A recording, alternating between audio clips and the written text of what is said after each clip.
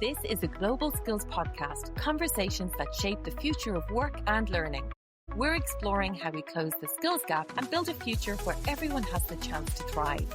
From education to business, connecting people, ideas, and opportunities that drive change. It's about collaboration, curiosity, and creating real impact today. Because every skill learned brings us one step closer to a more inclusive world.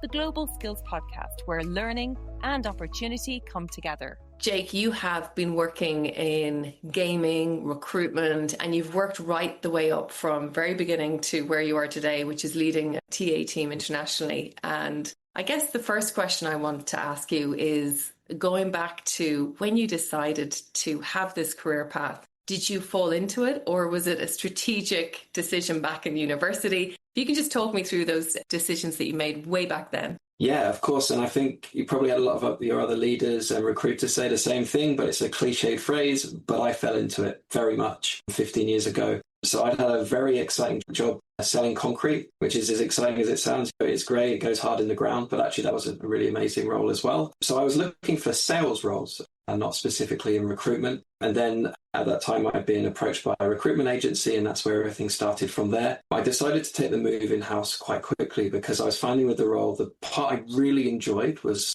the part working with candidates and working with companies. But ironically, the sales part, the kind of cold calling, having to maybe not always have the candidate's best interest in mind found the most challenging. But what I did really enjoy was, again, working with the candidates in great companies, and that's why I knew that I wanted to work in-house. At that time, I was kind of communicating with in-house recruiters as part of my work at an agency, and I really kind of was excited by what they did. That started me on the journey from there.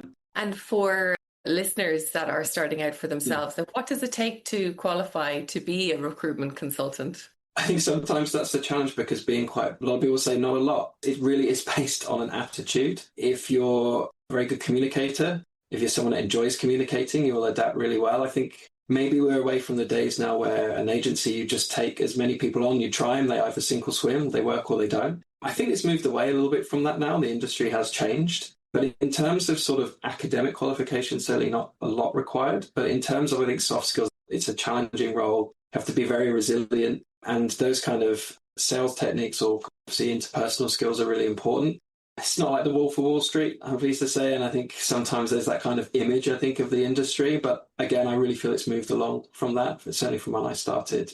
So really it's about that drive, love of people, love communication, and those are kind of the key skills, I would say. You're like many who have started in a recruitment agency and then realised actually it's not for them and they've jumped to in-house. What was the main reason for you? And when you did jump to in-house, what were the key skills early on that you needed to develop to do well? Because you obviously have done well, but what did you focus on? So I think initially kind of back, as I mentioned, it was really the parts of the role that I loved would lean me more to in-house. And sometimes you'd hire a candidate or you'd find a candidate for a company and you'd think, I really wish I worked at that company. That sounds amazing. Or you kind of would hand that piece of work over and then that's it. And you're not part of that. It's the most exciting part of being in-house is watching things grow, and you're a big part of that growth. And certainly I found in my early in-house roles, after a couple of years, we're at a sales kickoff and you look around and you're like hired half this room. And it's a really empowering, really amazing feeling from the work we do. So kind of the choice from that, it was, an agency. I wasn't so keen on the sales, ironically, part cold calling and that kind of chasing. I didn't like that. So I think focused in-house was really, there's a couple of things. One is actually to try and be more business aligned and business focused and to understand that agency, potentially you can work in a way where you make a hire. As long as they're there 3 months, you get your fee, you move on to the next. And now there's obviously a big argument, and one I would agree with, that, well, you can keep doing that, but eventually it'll catch up with you and you really are as good as your kind of credibility. But that's how all agencies operated. It was you get people in as quickly as you can. They're there 3 months, you get your fee next. Where did they leave? Backfill that role, and you're just going in this endless cycle. But I think in-house, people you hire, you're there with them. You're there with these people that so it's all very well trying to hammer a square peg into a round hole. It's your problem that you're making, no one else's. So I really like that part of having to think about that. You've got to be aligned with the business needs and honestly being really honest and thinking of a candidate. If they don't want something that's not going to align with them, you can do that. And again, it sounds like I'm saying you don't do that agency, and that's not true. I know loads of agencies, that's fully how they work and that really sort of credible way of working. But it's just maybe more of a stereotype of sort of 15 years ago with some agencies. So I think that's one part, is really that. that business alignment. And then secondly, it's being able to kind of think outside the box and actually be quite creative, because at agency, there's some roles, honestly, if I worked at an agency that would come to me and I would say, yeah, I'm not going to work on that. You're asking basically impossible. It's not going to work. You cannot do that in-house. You can't turn around to the business and go, it's impossible. But what you can do is challenge them. And that's where data comes into it. So I think it's that kind of creative thinking and data, like, okay, a perfect example, early career, we had a role and there were 7 people that had that skill set in the UK. I'd spoken to all of them. They weren't interested. So I had to sit with the manager and say, well, what are we going to do? Because it's all very well asking for those skills, but they're not there. We need to do something else. But it's having the data to back that up. It's not just being washy with statements. It's being able to show your work. So I think that's another thing in-house. It's that kind of creative thinking, data-driven mindset, because you're working with people that kind of work in that way. And just going back to when you were young, teenage years, did you have a plan? Did you have a career plan for yourself? And did it turn out the way you imagined? So it depends. I mean, one of them, I was really into acting. So I wanted to be an actor, one part. Then I wanted to be in motor racing. So I love Formula One. So I wanted to be like a team manager or something like that. Then through sort of later secondary school, and I did the International Baccalaureate. Then I loved business. I really enjoyed business studies. I kind of had dropped off a little bit of my other studies. I don't think I applied myself as I should have, but business was one thing I always gave it everything. And then from that point, I was like, oh, I want to run a business. I want to manage a business. So it sort of changed as I went. But I suppose there was always that element of kind of being confident and enjoying people interaction as well. I think you've really sold in-house recruitment today. And I know that was probably not the intention, but, the fact that all of these elements that you're using communication skills, thinking outside the box, creativity, and ultimately human to human, you're doing a really good thing. You're helping someone get aligned to the right role. And that experience of like being in a room, maybe at year end, and seeing people that you brought into the business. What is that like when they come to you and they're saying, thank you for making this alignment happen? And what is it like as well when you've clearly given people the chance to come in and join your in-house recruitment team and maybe seeing what you had in you, in them? Can you think of an example of a time where you've done that and talk a bit about like what it's like? Yeah, certainly. So I think firstly on the first point, I mean, it's so rewarding seeing that growth. And I've been really lucky to have that in some of the organizations I've worked in, all of them, and watching them grow in the gaming industry and different industries, and being a part of an office where kind of you're that point of contact, you're that first person, that person knew as they come into the business. And I suppose as I've become sort of a manager and a leader, director, that's the part I probably miss the most, because I don't have that contact as much anymore. I manage a team that are doing that. And that was the part, I mean, when I was a recruiter, that I would find the most rewarding. It's really great. I think in terms of my team, I'm really blessed to have some really amazing team. And actually, the 2 managers in my team came from actually being kind of frontline recruiters when they joined. And then kind of together we've worked and they've kind of made their way up to a manager. And I'm really proud with the team we have. The opportunities come within. When we hire at sort of the partner or the entry level, but then we kind of develop people. And as leadership and manager roles come, we have successors in the team to step into that. And it's really rewarding and really great to see. And it's really nice to be a part of that and to learn from those people. Has really helped me in my career because I'm surrounded by really amazing people who know what they're doing, and it really helps you kind of step up and do more. So it's, I think, the most rewarding thing you can do, and it's the most important part of being a manager is that sort of nurturing and supporting and development. It's the most important part. As a leader today, things are changing rapidly with the evolution of AI. Someone used the phrase recently with me and it really resonated, this idea of versus robots. So ChatGPT generated CV, ChatGPT generated job spec. Not to say that that's what's happening for you, but even still, if it's just the auto-generated CV, it's just creating far much workload for recruiters when AI is meant to be doing the exact opposite. So could you talk to me a little bit about how you've seen the trends shift in the last 12 to 24 months in terms of your recruitment team and what they're experiencing overall? Yeah, certainly. So I think it's the first time in sort of the 15 years, it feels like every year there's something in recruitment that's going to change everything. And if you don't do a certain thing, then it's all over. For example, you don't have a mobile optimized career site, you'll never have an applicant again. Or, LinkedIn's here, now job boards are dead, or LinkedIn's here, now agencies are dead. And there's stuff kind of quite sensationalist things. But actually for the first time with AI, I really did feel like, okay, there is a shift here, there is a change. And we've really lent into it. We've kind of embraced it, because I think the one thing an agency, for example, a recruitment agency has over my team is not actually knowledge of our business. It's not talent pools. It's not the same as you had your special black book with your contacts that only an agency had anymore. So candidates and talent are so accessible now. But I think where the challenge is, it's time. That's where I'm going to struggle. An agency will have a whole team of people looking for one specific role. That's where I'm going to come up against struggles. So for me, AI can give us that time back. And the place I want the team spending their time is with candidates and with managers, with people. And with AI, really, if we look at things like ChatGPT, I question whether it's true AI anyway, right? It doesn't have empathy, and that's a part of AI that has to be there, is empathy. But guess what? Humans do, or most humans do have empathy, and that's where we are really important in the process. So for me, I feel like AI is only going to enable us to do more, and is only going to enable us to give us that time back, to spend more time with humans, because that's what we're here for, that empathy part, that human part. We will still be needed there. One of our data heads, a very senior person who's an amazing data scientist, very well known in the space, he says the other day that like AI isn't going to replace people, but people that use AI might replace you. So it's the kind of thing of that, like, we need to embrace it and use it, but use it in the right way. Going back to what you said about AI CV talking to an AI recruiter, and that's a very real thing actually that I've been thinking about. Because it's not only us as a recruitment team using AI, of course candidates are as well, and they should be. But again, the way around that is that human element. It's through initially, someone could write, right now, you or I could jump on ChatGPT and go, write me the perfect .NET developer role, CV for this job spec.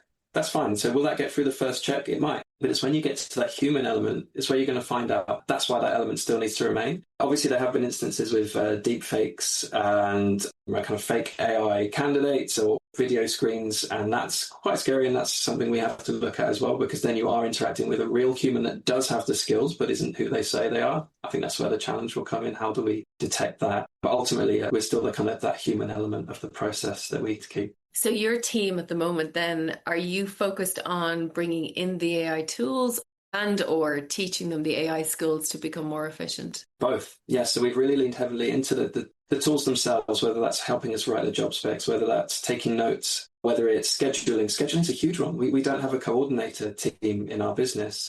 So the partners have to do everything. They have to source, they have to book. All of that admin time is crazy. I think the global leader of our TA department worked out it was something like a day a week lost to this almost. So it's incredible kind of the time we can get back from this. But it is also how we help the team, how they help them utilize that. There can sometimes be a resistance to change in all teams, and TA is the same. And I think the way that businesses push TA, it's all about results. It's hiring as many people as you can quickly, more and more. So a recruiter often is going to take the shortest path, the path of least resistance, or the path they feel is the path of least resistance to get to that end goal, because that's how businesses and we push them and set them up. So I think it's about kind of taking a step back and making sure that they do help as well, making sure that they genuinely are helping. That's kind of really important. And yes, secondly, it's like the recruiters we bring in now are probably a little bit different to what we looked at in the past. We're actually now starting to look at more people that have used AI, are open to it, can talk about it, and kind of people that will be willing to put that into their process, because we know for us it's going to be a big part of what we do, imminently and for the foreseeable.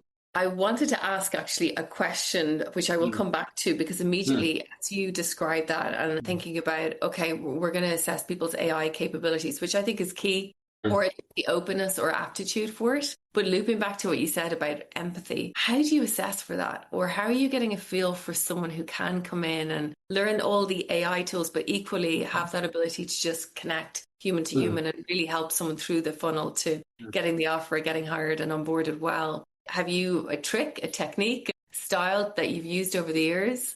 It's honestly the most challenging thing. Hiring for soft skills is really difficult because it's not tangible. I think the biggest fear when you're a recruiter is if you have a manager go, just find me someone who's got this soft skill, this soft skill, this soft skill. They feel kind of like X, Y, Z. You don't get a CV of someone saying, yeah, but actually I'm a bit lazy and I don't like communicating. And it's always going to be, it's very difficult. As a solid skill is a bit easier initially to check and even to assess. You can assess someone's capability with their Excel skills, SQL, whatever, but it's difficult with the soft skills. I was being a bit political there to try and buy myself some time maybe, because it is really difficult. But I think a lot of it is that the initial interaction with the candidate themselves. Our interviews for TA, for example, I won't set a task. I don't have like a physical test, but it really is about the interaction with the candidate. There's key things I really want to hear when I'm talking to them, and that is actually around how I ask a lot of competency-based questions around examples dealing with challenging stakeholders, challenging situations, times they've not been able to fill a role, candidates that have maybe someone reject an offer at the last second, how they manage that. And now, although that's not measuring someone's soft skills, in the way they deal with those scenarios, you can kind of get a feel for how those people would potentially react in those scenarios. Now, the thing with recruiters is, funnily enough, they're usually very good at interviewing. They're usually very interactive. So it can be challenging, but I feel if you really try and get some detail and specific examples, you'll get to feel. So, for example, a manager that was difficult, how did they manage that situation? How did they guide the manager? How did they give them more time? How did they give them the data they needed? How did they support them? What's the relationship now? That's a really good one to ask. Oh, this person was a really difficult stakeholder, but now we work really well together. Things like that are really great indicators. And again, recruiters are good at talking. That's the fact, but I think it's trying to be thorough in those sorts of communications. You raise a good point. I think if AI plays a role where it is doing all of the heavy lifting, the admin, and then it's allowing the recruiter, hopefully they've got that empathy and natural instinct to really zone in on assessing people and feeling like, are they right for the role? Because I think so much of that is missed when you're screening hundreds of CVs a day and you're 5 interviews and you're dealing with hiring managers. And this is the feedback I'm hearing again and again, giving them the space to really zone in and connect with someone and make sure that they're the right fit. AI, it'll take a while before it can replace 100%. This skill. My next question was going to be really around the potential marriage of talent acquisition and talent management. Up until very recently, these organizations or departments and businesses have been operating in silo. You work really hard, you get your skills brief from the hiring manager to go out and find the talent. You do a brilliant job at onboarding, converting, bringing them in, and then recruitment, they move on to the next. And then maybe at some point through the HR system that just has the CV, they're connected to talent managers who maybe have a course or an upskilling program or that might align. And in many organizations, we just see high attrition. So this marriage is coming about time, but I'd love to know what your thoughts are on it. And is it happening for you currently in your organization? And what does success look like, do you think, from a TM perspective of them coming together?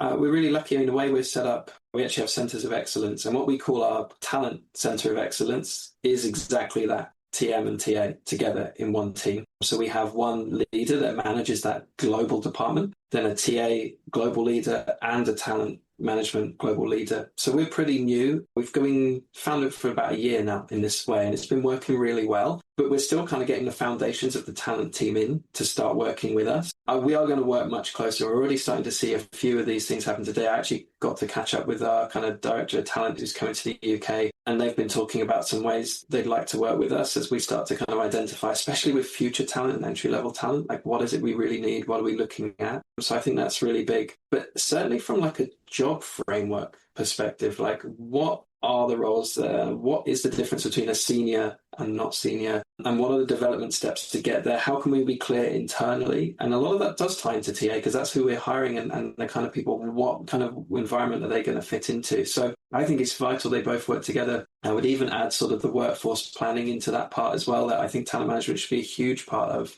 And that's the thing I think is the most challenging for us a lot of the time in TA. You know, we're asked to be more proactive. We're asked to kind of be more predictive, but then we don't have the data to do that. We don't know what the business is going to hire in a year's time or the kind of skills we're looking at. So we're not ahead of the curve and we're firefighting. And I think we're lucky here and we're getting into a place now where we are actually starting to be a little bit more predictive in some ways, which is really exciting. So yeah, certainly I think we're going to work closer, but we see TM and TA as the same. So we have that centre of excellence as like a global joined up team. I think a good example, because I didn't really give you an example there, is with our leadership management and our leadership hiring. Our TM team worked on a set of leadership kind of values that we have and that we look for in our leaders in this business and actually built those into the interviewing process, guided hiring managers, guided my team through like how that should look, the qualities we look for in leaders, so that when we're hiring, we're actually aligning with those values. So that was a pretty recent project that we did around kind of the leadership values, not company values, but specifically from that, the leadership and management values that we have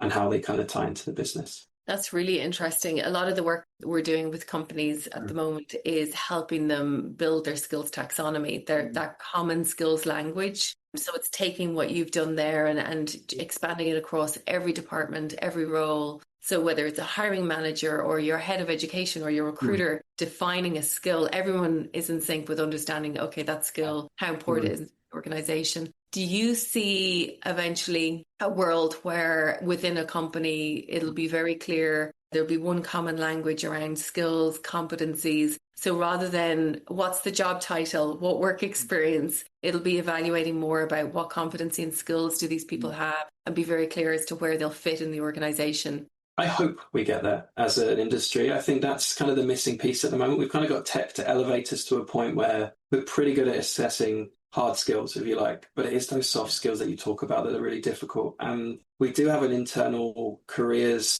page here where we allow employees to put into there what their goals, what their aspirations are, but also what they feel their skills are. And that's soft skills. So we're not asking to say, oh, I'm good with .NET. You're saying like, I don't know, it could be around certain leadership characteristics. It could be around kind of communication skills, things like that. And then we actually have some really great examples of people that have moved cross-department, cross-division. So people that have moved from product into analytics, from sales into even dev. We've got some really interesting, exciting examples of that. But the only way we can do that is to be able to kind of assess the talent we have internally, where they are, the skills they have, and that kind of cross functionality. And we're still very much at the start of that journey. I feel like there's still quite a lot for us to go there. We're trying to kind of work that out. But initially kind of giving that to the employees themselves to kind of give themselves, show their aspirations to us so we can kind of work on that. And I think that's a really good way to see where people kind of want to go and where they see their skills. But now it's about us kind of translating that. How do we identify that? How do we develop that? How do we develop career paths that aren't just linear, but also can move across different departments as well? And that's something we've been trying to work on.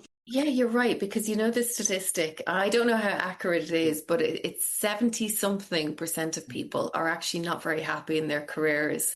And could you put it down to, we all pick our career path when we're very young and we haven't really lived our life and we don't really understand. Like, look, you fell in, but you fall in on your feet. So many people maybe don't feel that way. And a lot of industries, you're kind of locked into a pathway. But I think some people are also hitting maybe mid-40s. Perhaps they've had kids. The kids are getting a bit older and they're thinking, it's time for a change. And what are my skills transferable into? And I think you raise a really good point. Like, employers have a certain level of responsibility to guide people, because lifelong learning is a real thing. And if they do it, like, do you feel this program, even though it's at the early stages for you, it will make a difference to the longevity of employees with your organization? Or have you had any initial feedback from them? I would 100% will say, if even just take it from a business point of view, to try and put in front of a senior leadership team to say, this is why we need to do this, it will certainly help with retention and longevity. 100%. I've had people in my team that have actually gone into be like QA, so quality assurance in tech, have moved into kind of more general HR roles. And I feel that if they weren't given an opportunity, they wouldn't be with the business anymore, because they weren't getting what they needed from the career path of TA. And that's just one example from my team. And there are lots of teams where I think it helps with longevity. You've got people that understand your business. I think sometimes with roles, we think when we're in a role, you need more than you do to do that role, when actually a lot of it is around the soft skills. Obviously, yeah, I can't step into a dev role tomorrow, for sure. But if I wanted to get there, there obviously is a path, surely, that I could do that. But how would that look? So I agree with you. I think that businesses need to look at it and take it very seriously. And even if they're just looking at longevity from a cold-hearted business point of view, you're going to see amazing benefits from that. In terms of what our employees have said, I think we're still quite early, but it's been great to already have success stories of people that have made those changes across division. And we've kind of tried to champion those people to say, hey, you've just done this. Can you talk to the business? Because actually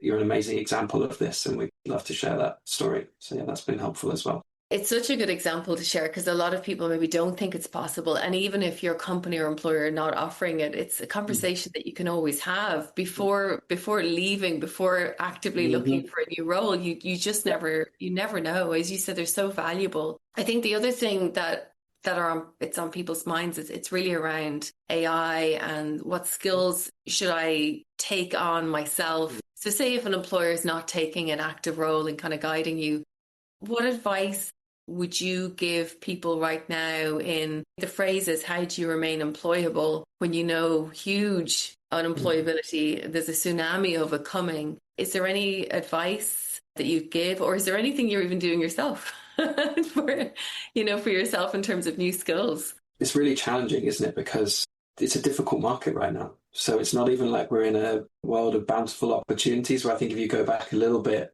there were more opportunities to take this chance. For example, if you wanted to be a developer, you could pretty much make it happen because they're so in demand that companies would just help you get there, or you'd find a company that would. But right now, companies aren't hiring in tech that way, in such a crazy way. So they're now being more fussy and there's more people available. So I agree that it's challenging right now. I'd say it can be really challenging. Looking internally is the best place to start because companies are less likely to take, I don't like using the word risk, but they're less likely to be, let's say, unorthodox with external talent than they are with internal. If you're someone in your business that is well regarded, that you knows your stuff, you're working hard, you're doing everything right in your role, a business is more likely to kind of take a chance on great talent than an external company. So I say that's the first thing, always look internally. Talk to the people that are in the roles that you want to be a part of a dev team or product team, and then talk to those people, get to know them, get to kind of learn their paths. How did they get there? What did they do? I think that's a really big thing, because that will help you guide you what to do. I don't think there's a generic thing. I'd say if you wanted to be a games designer, then start looking at games and mechanics and think about how they work and build a portfolio. If you want to be a games artist, again, it's portfolio, dev work, portfolio. Like start building your own examples, your own prototypes. If it's more with soft skills, then that's quite different. So, if you're looking to get into a product role, a sales role, for instance, then again, I think that leads back to talking to the people in that environment and how they got there and what they need. There's a lot across, if you're a really strong recruiter, you naturally will align probably with account management, sales. I think we work really well in HR with talent. There's a lot of transferable skills, but a lot of it is, again, building your network and talking to people that are in those spaces to look at kind of specific ways to grow. Because it's not always as simple as, I'll do this Udemy course and now, brilliant, you can do it. A lot of the time it's actually just kind of, there are specific parts of things to do for each sort of profession, if you like. You raise a really good point. A lot of people are saying it is about the network and about being able to connect with people and just knowledge beyond what you can find online. Having worked in recruitment myself for a very, very long time, I never thought I'd get to a stage where I'd be saying, feels like the CV is dead. It feels like it's no longer fit for today's world. And what predictions do you have? And I'll preface this with, we work with the Skills Passport with educators and soon to be companies where they want to accredit skills, they want to guide people, and rather than just buying a big learning license and saying, there you go, there's 1,000 courses, good luck. They want people to have like a personalized learning journey and inclusive talent discovery and all of those things. But you've been in recruitment a long time. CV is very much, you put whatever you want on it or auto-generated. What do you think is the future when it comes to kind of authenticating skills and guiding people to what pathway they should go for working and learning? Well, I think at the senior level, we're still very much at that kind of CV way of working. And I think although even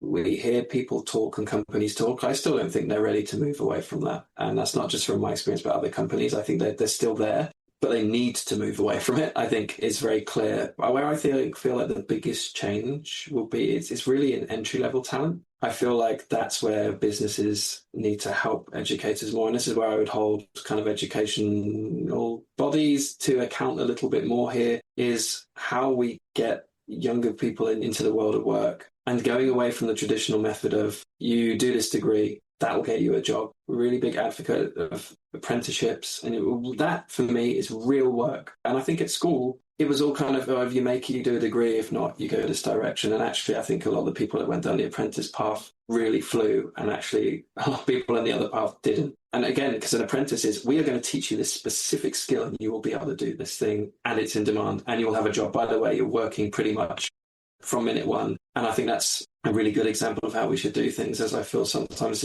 from education, I see degrees that are advertised and I just think like, I don't know what that's going to get you other than companies saying you need a 2-1. But the thing is, companies are moving away from that now. A lot of companies are moving away from, you need a degree at this level. So then what do you do? And I think we need to hold accountable. I mean, if we look in the gaming space, I know there are universities that the skills they're teaching their students are not relevant to the world of gaming. And I think that's really a disservice. It's something that has a bit of a bugbear. Don't get me wrong, there are some universities that are doing incredible work that really know the space. They interface with us. And I think it's fair as well, companies to interface more with them as well, by the way. This isn't all on that way. But I feel they will come and say, what are the skills of tomorrow? What are the tools we need to use? What do we need to teach? What game engines do you use? What are you looking for? And then they kind of put that into the courses. They have lecturers that have come from the industry, and those company, a really good example I like to call out, for example, like Hull University. They say, right, if you want to be a game programmer, you're going to do a year on our computer science course first. You're not even going to think about games or hear about games. You're going to learn how to be a really strong programming coder, because at the bottom line, that's what games companies need. And then year two, brilliant, now we're off and doing games. So the programmers that come out of there, game studios are climbing over each other to get them. So wow.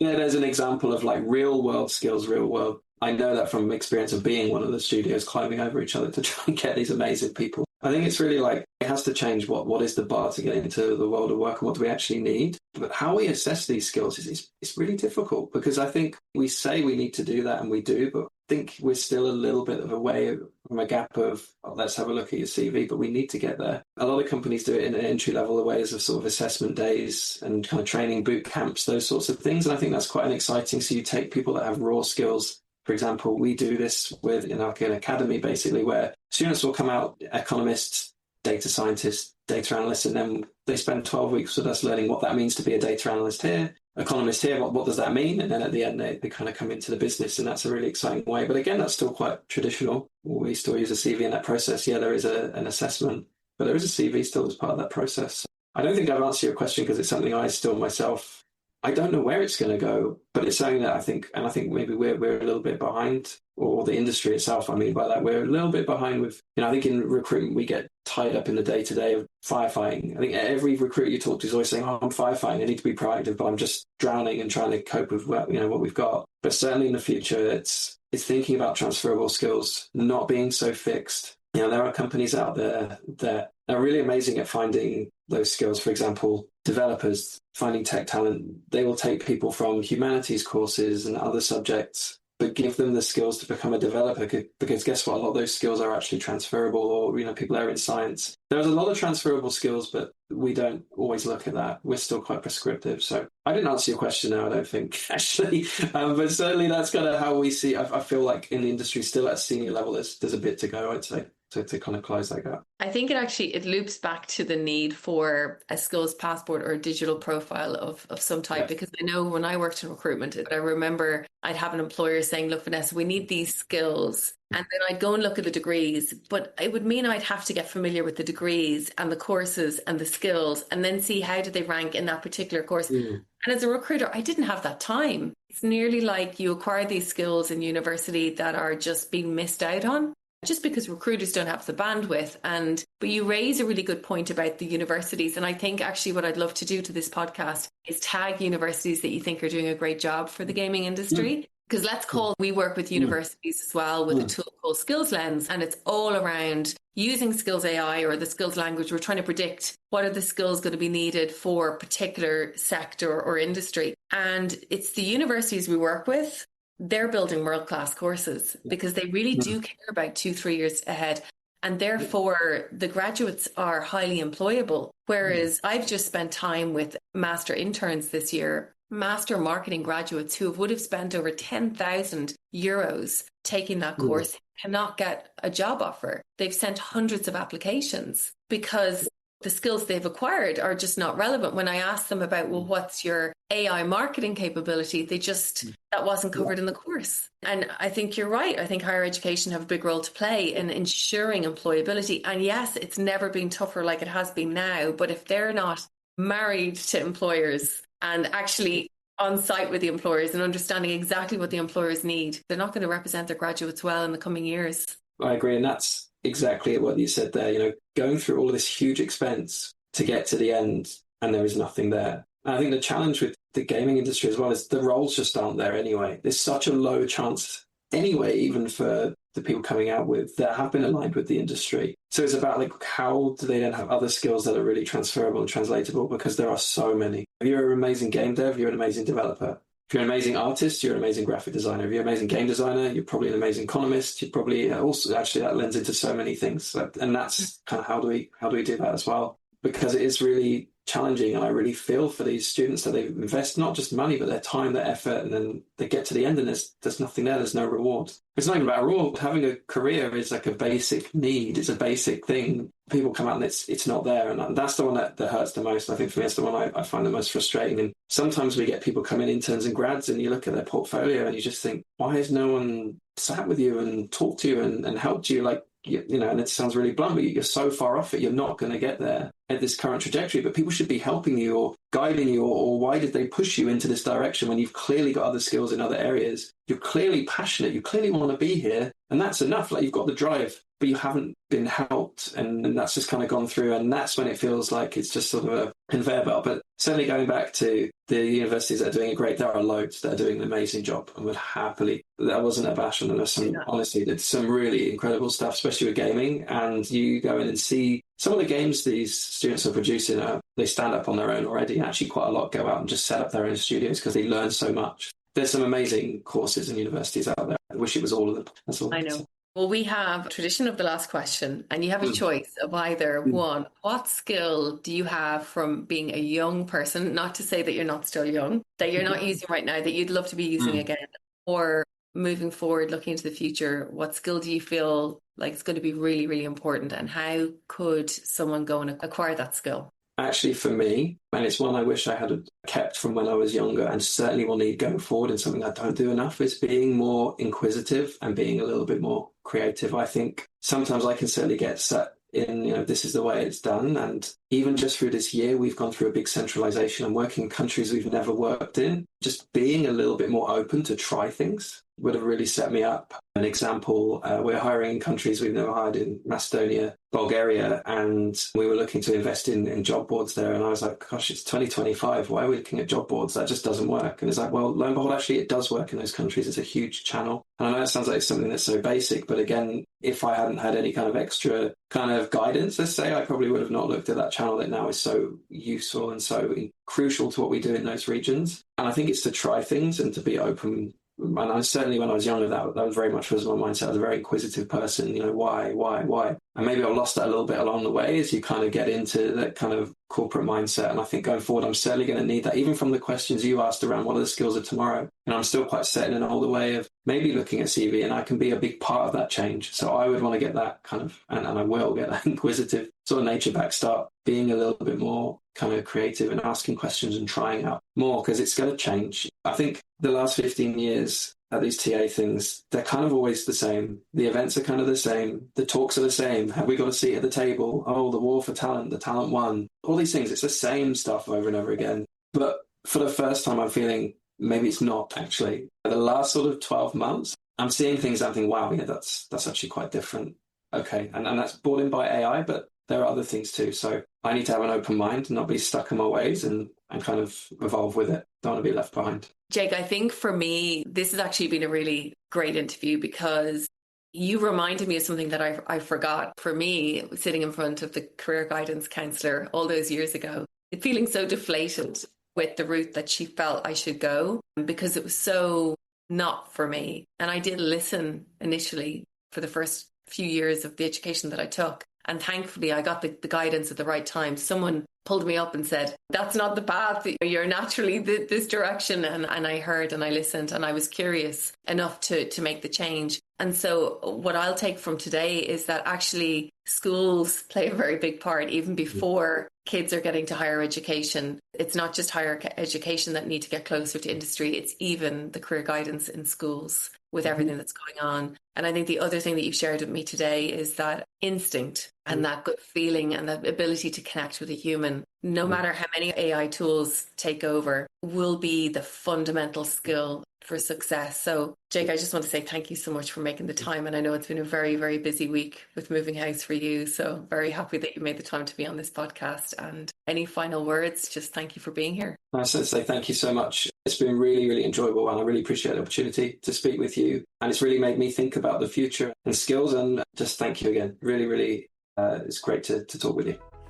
Whether you're leading a business, shaping education, planning your next career move, or just starting out, you're part of a global conversation about how we learn, work, and grow.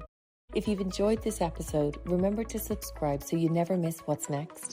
And for early access to new episodes, first invites to events, and a chance to connect with others driving real change, join the community at globalskillspodcast.com, because the future of skills belongs to all of us.